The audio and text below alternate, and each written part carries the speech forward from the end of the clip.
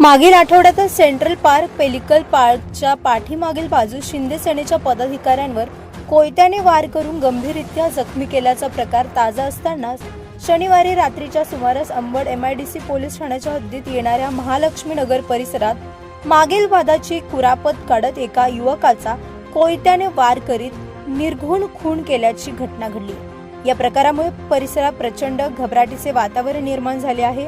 पोलिसांनी तात्काळ तपासाचे चक्र फिरवीत फूल करून पलायन करणाऱ्या दोघा संशयितांना काही वेळातच ताब्यात घेतले आहे। विशाल विजत हिरवाळे 29 राहणार घरकुल अंबड असे मृत युवकाचे नाव असून या घटनेमुळे परिसरात खळबळ उडाली आहे। पोलिसांनी दिलेल्या माहितीनुसार शनिवारी रात्री 10:30 वाजण्याच्या सुमारास कुलदीप भीमराव उचित आणि पियुष रवींद्र वाघ दोघेही राहणार घरकुल अंबड यांनी जुन्या भांडणाच्या कारणावरून विशाल हिरवाळे याच्यावर कोयत्याने सपासप वार केले।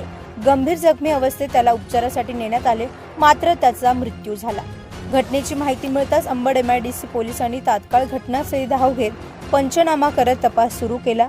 या प्रकरणी पोलिसांनी दोन्ही संशयितांना ताब्यात घेतले असून त्यांच्याकडे सखोल चौकशी सुरू आहे। या हत्येमागील नेमके कारण आणि इतर कोणाचा सहभाग आहे का याचा तपास पोलीस करतायत।